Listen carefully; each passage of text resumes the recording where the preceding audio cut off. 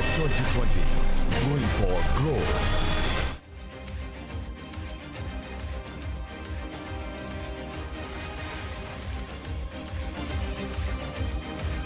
नमस्कार, आपका स्वागत है CNBC आवाज पर। बजट आ चुका है, लेकिन बजट के कई ऐसे फाइन प्रिंट्स हैं जो आपकी और हमारी जिंदगी पर असर डालेंगे और खास तौर से स्टार्टअप इकोसिस्टम बेटेड ब्रेथ से इंतजार कर रहा था कई सारे अनाउंसमेंट्स का। ईसॉप हमने सुना, टर्नओवर लिमिट बढ़ते हुए सुना, साथ ही ये भी सुना कि सरकार अलग से एक नए फंड की तैयारी कर रही है जो अर्ली लाइफ स्टार्टअप्स में पैसा लगाएगी और फंड ऑफ फंड्स को और पैसे का आवंटन मिलेगा। कई सारे अनाउंसमेंट्स हैं, लेकिन फाइन प्रिंट में कितना हिट है, कितना मिस है, उसी पर आप देख रहे हैं हमारी एक खास पेशकश। और मेरे साथ आज स्टूडियोज में जुड़े हैं कुछ खास मेहमान जो इनफैक्ट काफी समय से कई सारी मांगे लेकर सरकार से बातचीत करते आए हैं। Ashish Fafadia, partner Bloom Ventures के हमारे साथ हैं। विकास ककवानी, आस विद्यालय के founder. Pankaj Desai, Secure Tech के CEO और को फाउंडर है। और साथ ही साथ लेस्ट वेंचर के को फाउंडर संजय झा इस चर्चा में जुड़ रहे हैं। आप सभी का स्वागत है। हम सब ने डिटेल में बजट सुना। एक चीज जो मुझे अच्छी लगी कि ईसॉप्स के मुद्दे को छुआ गया। पहले लगा कि शायद स्टार्टअप इकोसिस्टम के लिए बजट अच्छा निकल कर आ रहा है, लेकिन जब मैं फाइन प्रिंट पढ़ रही हूँ ईसॉप वाले मुद्दे पर, आशीष आप ही बताइए ये कितना हिट है और कितना मिस है। मुझे अच्छा लगा कि इसका जिक्र हुआ, इसके बारे में सरकार ने सोचा, लेकिन क्या अधूरा छोड़ दिया है? द फैक्ट दैट वो लोग ने इस मामले पे सोच विचार करके इसको पेश किया, मुझे जब बात कर रहे थे मुझे डेफिनेटली लगा कि द प्रॉब्लम इज सॉल्व्ड।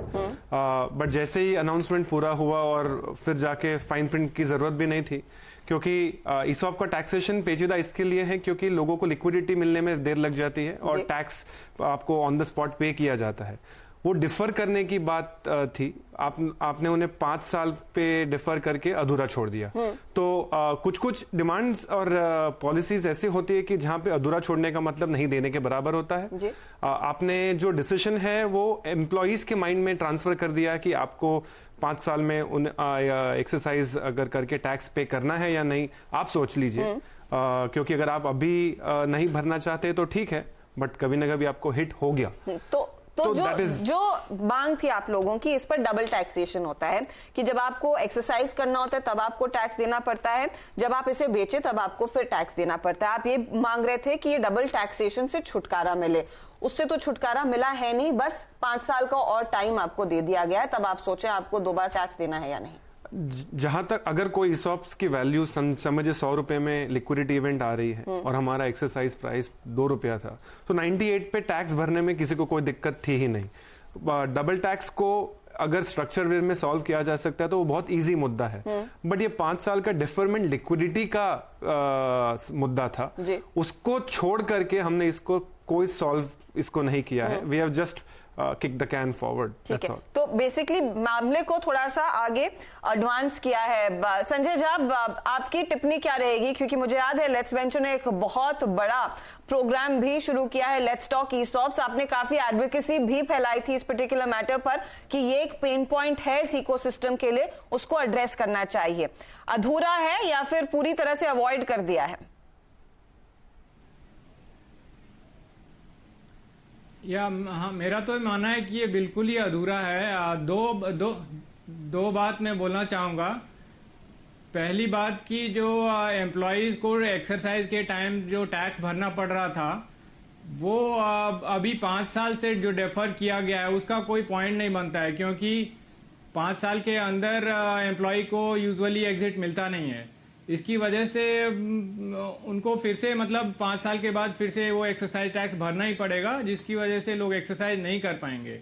दूसरी बात ये भी है, ये सबसे बड़ा पॉइंट ये भी है कि जो ये टैक्स जो बेनिफिट मिला है ईसॉप एक्सरसाइज का, वो सिर्फ उन्हीं स्टार्टअप्स को मिला है जो स्टार्टअप इंडिया के थ्रू इंटर मिनिस्ट्रियल बोर्ड से सेक्शन 80 IAC एग्जेम्पशन के लिए सर्टिफाइड हैं। मैंने नंबर्स चेक किया था कुछ दिनों पहले, उसमें पता चला है कि जो DPIIT के जो सर्टिफाइड स्टार्टअप्स होते हैं, रिकॉग्नाइज्ड स्टार्टअप्स, वो तो 27,000 के आसपास है, लेकिन जिनको ये 80 IAC का टैक्स एग्जेम्पशन मिला है वो सिर्फ 200 हैं। तो सिर्फ 1% से भी कम स्टार्टअप्स को ये टैक्स एग्जेम्पशन मिला है। तो वही 1% स्टार्टअप जो हैं ये ईसॉप का बेनिफिट हासिल कर पाएंगे। ये तो बहुत ही मतलब बहुत ही छोटा नंबर है।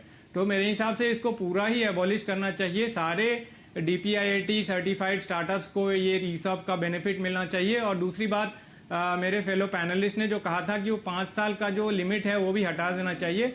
सारे स्टार्टअप्स को एक्सरसाइज करते टाइम एम्प्लॉयज को एक्सरसाइज टैक्स ना देना पड़े। मैं उम्मीद कर रही हूँ कि इस पर आप लोग फिर से अप्रोच करेंगे और इसको परसू करेंगे। लेकिन एज अ स्टार्टअप पंकित, मैं आपकी राय लेना चाहूंगी, क्योंकि नॉर्मली आप लोग ईसॉप्स देते हैं अच्छे टैलेंट को अपने साथ रखने के लिए।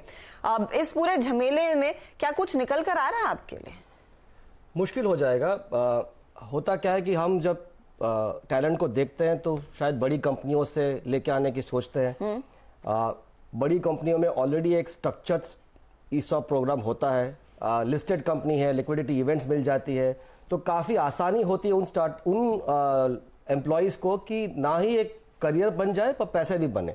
स्टार्टअप्स में रिस्क लेके आते हैं, सोचते हैं कि चलो यहाँ पे कुछ फ्लिपकार्ट टाइप एग्जिट मिल जाएगी, सब लोग पैसे भरा के जाएंगे, और जब आप रियलिटी देखते हो तो इसमें तो पैसे तो आना तो छोड़ो, जाने की बात शुरू आती है। तो ऐसे ही मुश्किल है लाना, ऊपर से ये डबल वैमी। तो एक बाजू आप स्टार्टअप को अहमियत देते हो और दूसरे बाजू से अगर आप लोग ही नहीं दोगे उस स्टार्टअप को सर्वाइव करने के लिए, तो कैसे आगे मुद्दा बढ़ेगा। इनफैक्ट लेट्स मेंशन एक बहुत ही अच्छा ब्लॉग लिखा है, उसमें कहा है कि एक कदम आपने सामने आगे लिया लेकिन 2 कदम पीछे भी जा रहे हैं। इसमें जो आप लोग कह नहीं रहे हैं, लेकिन नाइंसाफी यही है कि सिर्फ 200 स्टार्टअप्स को इसका फायदा मिलेगा, बाकी 28,000 वो तो रजिस्टर्ड हैं। जिन्होंने नहीं रजिस्टर किया उनके लिए तो दिक्कतें और दूसरी हैं। पैटर्न सा हो गया है कि हम विचार करते हैं मुद्दे को और एक्नॉलेज करते हैं कि it is a fundamental issue, but जब पॉलिसीज उभर के आती है तो हम कहीं ना कहीं या तो उसको बहुत लिमिट कर देते हैं या तो प्रैक्टिकली चैलेंज हो जाता है उसको इंप्लीमेंट करने का। ईसॉप्स ऐसा ही एक मुद्दा है। हेडलाइन अच्छी है, स्टार्टअप्स को बेनिफिट जरूर होगी, बट एक्चुअल में आप देखा जाए तो मुझे नहीं लगता है कि इससे बहुत फर्क पड़ेगा। ओके, तो ये सतही बात हुई है, डीप मुद्दे तक हम पहुंचे नहीं है, क्योर नहीं निकाला है।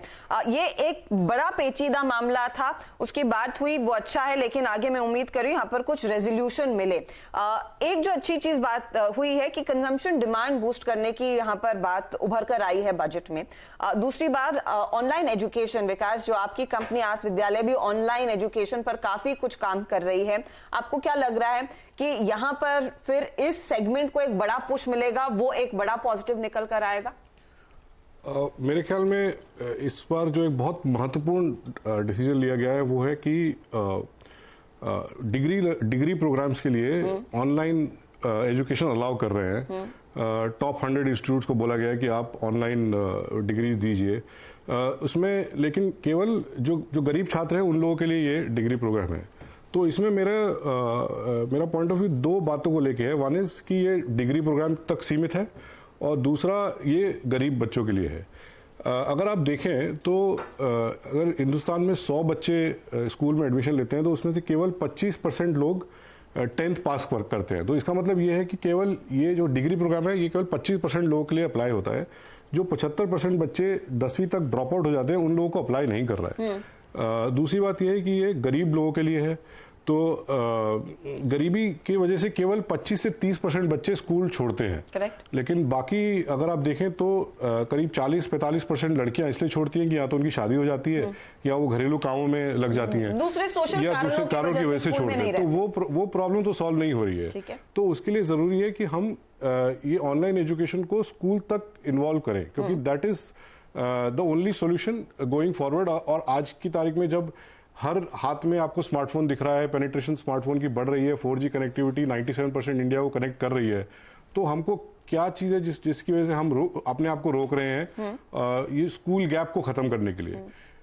इंडिया में करीब 8 लाख प्राइमरी स्कूल हैं और केवल 1.5 लाख सेकेंडरी स्कूल है, तो 6.5 लाख स्कूल गैप आप ऑनलाइन एजुकेशन से बहुत क्विकली सॉल्व कर सकते हैं। लेकिन क्योंकि अब इसका मेंशन हुआ है, क्या आपको लग रहा है यहाँ पर अब ये वर्क इन प्रोग्रेस रहेगा? शायद इस साल शुरुआत हुई है, आगे आने वाले सालों में कुछ और करें, बजट के आगे कुछ और करें। तो ये क्या आपको लग रहा है एक जरिया है जहां पर लोगों की एम्प्लॉयबिलिटी बढ़ेगी? आप जैसी कंपनियां जो इस तरह की कंपनियों को बैक करते हैं उनके लिए भी अपॉर्चुनिटीज रहेंगी? आई एम वेरी कन्विंस्ड। 3-4 जो पॉलिसी आर्किटेक्चर में बातें की गई, education, skills, financial inclusion, agriculture, infra, health, ये सब लॉन्ग टर्म मेजर्स हैं और इससे जो बेनिफिट होगा अगले कुछ सालों में वो डेफिनेटली बहुत ज़्यादा होगा। हमें उसके लिए पेशेंस रखना होगा। Not all of this will be visible in the next 2-3 years, but मैं इसको ये बहुत सिग्निफिकेंट स्टेप मानता हूँ।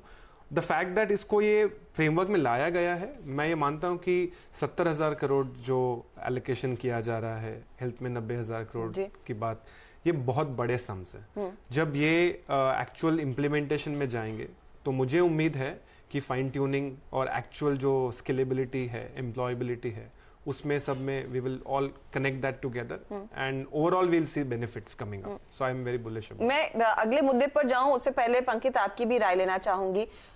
ये जो तमाम थ्रस्ट आए हैं, चाहे वो एजुकेशन को लेकर हो, हेल्थ को लेकर हो, क्या आपको लग रहा है कि इवेंचुअली जो हमारी उम्मीद थी कि एक तो ग्रोथ को बढ़ावा मिले और दूसरी तरफ एम्प्लॉयबिलिटी, रोजगार के मौके और लोगों की रोजगार की क्षमता बढ़े, वो होता दिखाई देगा क्या? एकदम बाकायदा।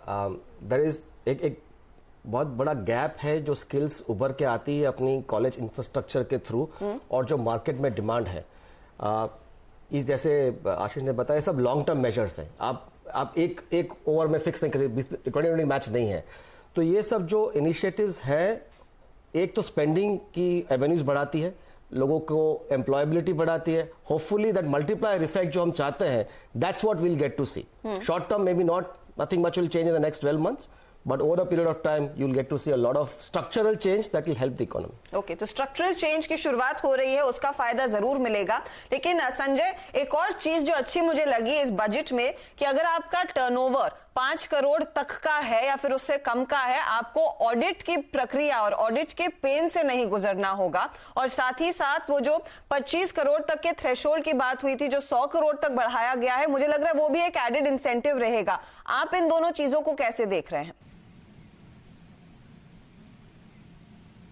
हाँ, पहली बात तो ऑडिट के बारे में लास्ट टाइम हम लोगों ने इस पे बातचीत की थी, तो डेफिनेटली ये अच्छा इनिशिएटिव है गवर्नमेंट का, फाइनेंस मिनिस्ट्री का, कि 5 करोड़ तक का जो टर्नओवर लिमिट है उसके नीचे कोई स्टार्टअप है तो उसको स्टैट्यूटरी ऑडिट करना पड़ता था, टैक्स ऑडिट करना पड़ता था, जीएसटी ऑडिट करना पड़ता था। और इसमें स्टार्टअप फाउंडर को और टीम को, मतलब छोटा टीम है तो उनको काफ़ी टाइम स्पेंड करना पड़ता था। तो अभी ये ऑडिट का रिक्वायरमेंट हट गया है उनके लिए और उनको फ़ायदा मिलेगा। दूसरी बात जो आपने कही कि वो जो प्रॉफिट का जो वेवर मिला है स्टार्टअप्स को अप टू 100 करोड़ टर्नओवर, वो भी उसी ATIAC के तहत है। तो यदि स्टार्टअप ने ATIAC का एग्जेम्पशन सर्टिफिकेट ले लिया है, तभी उसको ये 100 करोड़ प्रॉफिट के ऊपर 10 साल तक उनको एग्जेम्पशन मिलेगा, मतलब टैक्स एग्जेम्पशन मिलेगा। तो ये तो फिर से वही नंबर आ गया कि मतलब 1% स्टार्टअप्स को ही जो DPIIT के तहत रजिस्टर्ड हैं, उनमें से 1% स्टार्टअप्स को ही ये टैक्स एग्जेम्पशन सर्टिफिकेट अभी तक मिल चुका है। तो या तो ये सर्टिफिकेट की रिक्वायरमेंट हटानी चाहिए, या फिर वो टैक्स एग्जेम्पशन का जो रिक्वायरमेंट है या जो उनका जो प्रोसेस है वो उसको काफ़ी सिंप्लीफाई करना चाहिए, या फिर सेल्फ डिक्लेरेशन लेना चाहिए कि यदि मैं DPIIT के तहत सर्टिफाइड स्टार्टअप हूँ तो मैं ये सेल्फ डिक्लेयर करता हूँ, ये whatever criteria the government wants, and then I should be eligible for that tax exemption. वही करने से फिर इसका लाभ ज्यादा स्टार्टअप्स को मिल सकता है, अदरवाइज ये तो फिर बहुत फायदा नहीं होगा। जी हाँ, तो यहाँ पर भी एक और नाइंसाफी ही हुई है कि सिर्फ चुनिंदा स्टार्टअप्स को ही फायदा मिलेगा, बाकियों को नहीं। ऐसी स्थिति में एक जो लगातार मांग रही है विकास, वो ये है कि स्टार्टअप्स चाहते हैं कि हमारा काम करने का जरिया जो है वो आसान हो, हम बार बार चक्कर ना लगाते जाएं। तो ये बताइए, ईज ऑफ डूइंग बिजनेस पर ज्यादा इम्पेटिस देने की कोशिश तो है, लेकिन आप लोगों के लिए वाकई ईज आ रहा है या नहीं? क्योंकि 3-4 मुद्दों पर हमने बात की, कहीं ना कहीं कुछ ना कुछ झमेला है। स्टार्टअप्स को अगर बढ़ावा देना है तो स्टार्टअप्स का फोकस केवल बिजनेस डेवलप करने पे होना चाहिए। अगर स्टार्टअप एकदम नया है, चाहे वो 1 करोड़ का बिजनेस कर रहा है या कोई बड़ी कंपनी जो 100 करोड़ का बिजनेस कर रही है, आज की तारीख में अगर आप जाएंगे तो रेगुलेशंस, कंप्लायंस बराबर है। तो चाहे वो GST फाइलिंग हो, अगर मेरा 1000 रुपए का रेवेन्यू है तो भी मेरे को GST फाइल करना है, और मेरा 1000 करोड़ का रेवेन्यू है तो भी मेरे को GST फाइल करना है। तो वाइल ये दीज इनिशिएटिव कि आपको इतने टर्नओवर तक ऑडिट नहीं कराना, this just one thing, but 100 चीजें और भी हैं, क्योंकि मुझे एज अ स्टार्टअप मुझे टाइम चाहिए अपने बिजनेस को ग्रो करने के लिए, ना कि इसलिए कि मैं जाके ये पेपर फाइल करूं, ये कॉम्प्लायंस करूं, ये रिटर्न फाइल करूं। उस सब में बहुत टाइम जाता है और हमारे पास उतने रिसोर्सेज भी नहीं होते हैं, क्योंकि आपको या तो प्रोफेशनल हेल्प लगेगी और या आपको टाइम देना पड़ेगा, जिसके लिए आपके पास लोग नहीं होते हैं। तो आई थिंक उसमें और काम की जरूरत है कि स्टार्टअप्स को बहुत ज्यादा और हमको सबको पता है कि कितने स्टार्टअप सक्सेसफुल होते हैं, कितने नहीं होते हैं, और उसमें हम इवेंचुअली गवर्नमेंट को फायदा तभी है जब सक्सेसफुल स्टार्टअप में वो पार्टिसिपेट करें, संख्या बढ़े तो उसके लिए। लेकिन एक सिंगल इन्वेस्टमेंट सेल का जिक्र हुआ, क्या वो एक कदम और है ईज ऑफ डूइंग बिजनेस की तरफ? अगर वो सिंगल इन्वेस्टमेंट सेल जो मुद्दे हैं अभी उसको देख करके उसको सॉल्व करने के लिए एक टाइम फ्रेम तैयार करता है और क्लियर कम्युनिकेशन देता है, तो definitely I think it's a right step. और आप हर फोरम पे हम इसकी बात करते आ रहे हैं कि इसको एक अलग तरीके से देखिए, सो आई थिंक पॉजिटिव है, तो मानना ही चाहिए।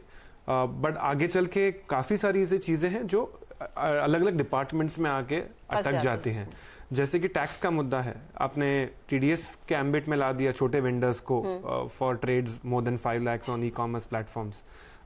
ये हैसल्स हम क्यों ऐड कर रहे हैं? तो ये सिंगल विंडो क्लियरेंस का मेरा उम्मीद ये है हमारी कि इससे एक प्लेटफॉर्म मिलेगा कि हर चीज को सुन के जो डिपार्टमेंट के रिप्रेजेंटेटिव्स है वो भी उसमें पार्टिसिपेट प्रोएक्टिवली करके इसको गौर करेंगे, ताकि 100 करोड़ की लिमिट बढ़ा दी वो अच्छी बात है, बट अगर जैसे मैंने आपको कहा स्टार्टअप्स अगर सक्सेसफुल है और वो लॉस बिल्ड करता ही जा रहा है क्योंकि वो निवेश के फेज में है, इंफ्रास्ट्रक्चर इन्वेस्टमेंट्स, तो वो उनको प्रॉफिट्स आने ही नहीं वाले हैं। और अगर स्टार्टअप्स को फंडिंग नहीं मिलेगी तो उनका सर्वाइवल ही मुश्किल है। तो आपने उनको 25 करोड़ पे टैक्स करना है या 100 करोड़ पे लेना है, 7 साल के बाद करना है या 10 साल के बाद, क्या फर्क पड़ेगा? तो वो जो इन्वेस्टमेंट क्लाइमेट है to encourage companies to incorporate in India, stay in India, for funds to manage in India, वो मुद्दों की बात होगी in the council, is what is my expectation. जो नेशनल स्टार्टअप काउंसिल भी तैयार किया गया, तो उसके लिए भी आप लोग काम छोड़ेंगे, सिर्फ बजट में सब कुछ नहीं होगा। लेकिन हाँ, फंड्स की अगर बात करें तो फंड्स का आवंटन होगा। एक नेशनल क्वांटम टेक फंड की बात, मिशन की बात हो रही है, फंड ऑफ फंड्स के लिए कुछ और पैसे निकाले गए हैं, एक अर्ली स्टेज फंड सरकार खुद तैयार करना चाहती है। इन सब मुद्दों पर भी बात करेंगे इस छोटे ब्रेक के बाद।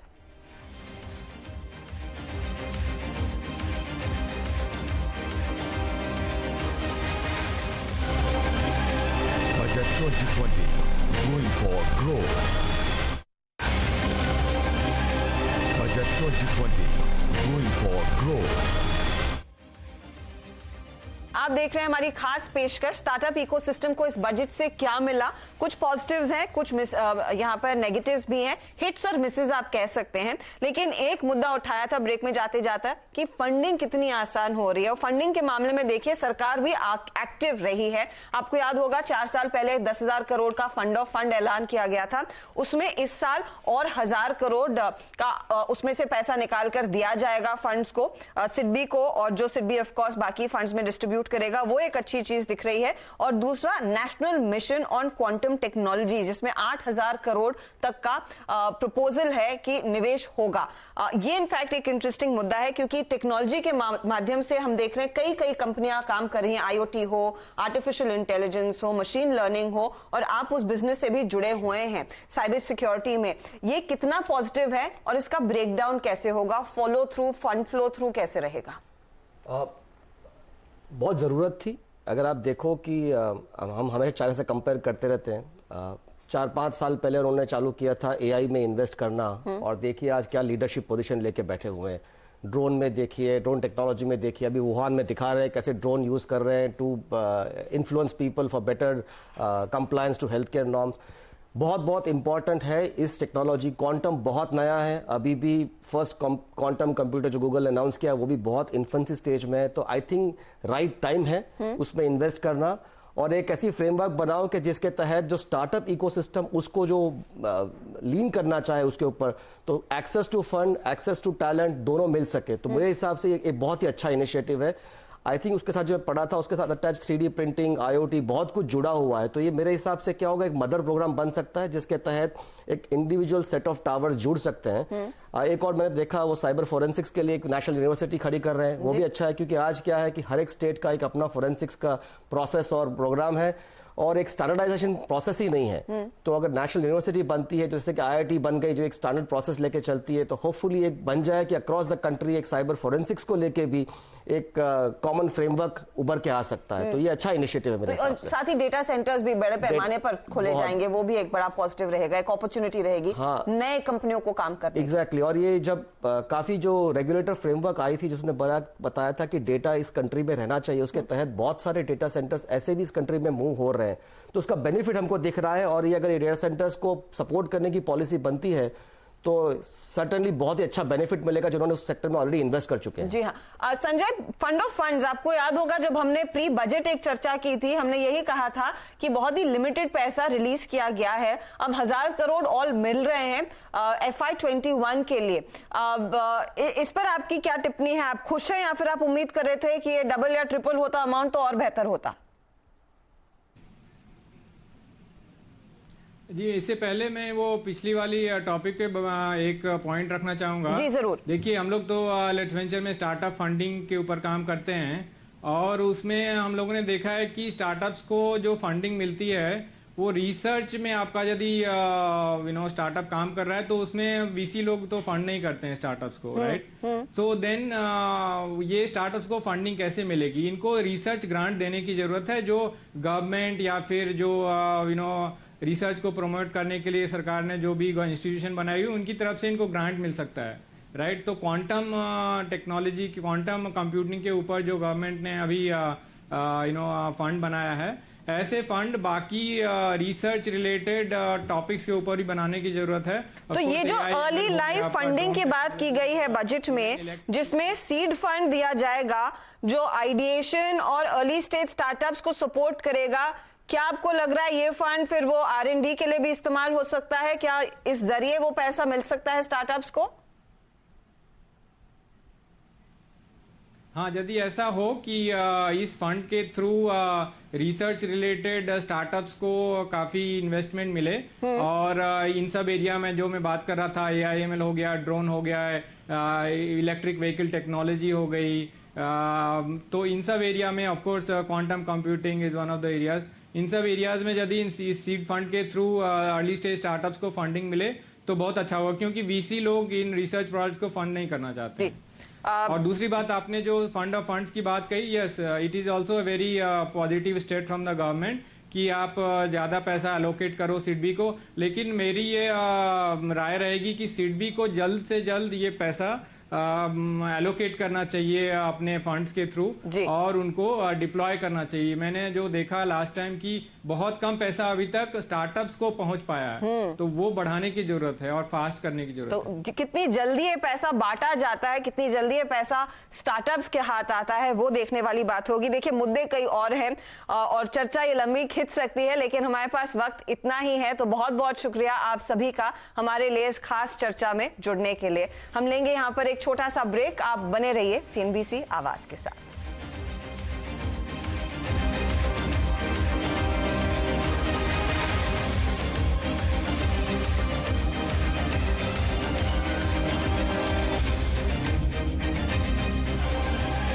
Budget 2020